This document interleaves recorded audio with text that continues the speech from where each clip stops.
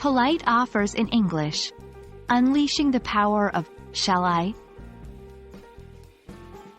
Hello everyone and welcome to another exciting lesson.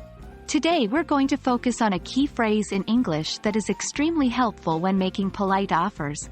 Shall I? This is a simple, yet powerful way to offer your help or services in English. So, let's get started. Shall I? Is a type of modal verb phrase we use when we want to make an offer in a polite and considerate way. It signals that we're ready and willing to do something for another person.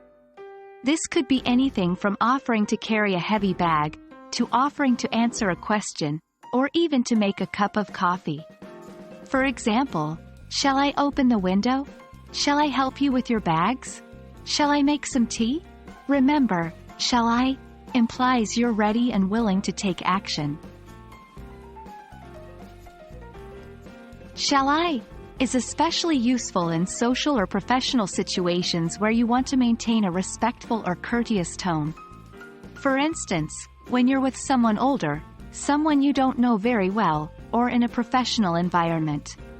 In casual or close relationships, we might use less formal offers like, want me to, or, can I? However, shall I can still be used, and it adds a touch of politeness and class. For example, shall I send you the meeting minutes? Shall I book a table for dinner? The other side of understanding, shall I, is knowing how to respond when someone else uses it.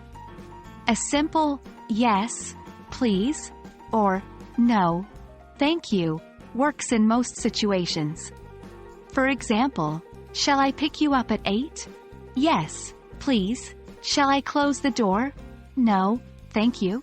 Always remember to respond in a polite manner as well, to keep up the respectful and considerate tone. And that wraps up our lesson for today on making polite offers using shall I.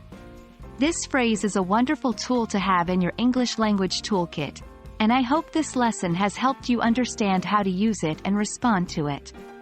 Remember, English isn't just about grammar and vocabulary, it's also about communicating with respect and politeness. So, go ahead and try using shall I in your conversations. See you in the next lesson.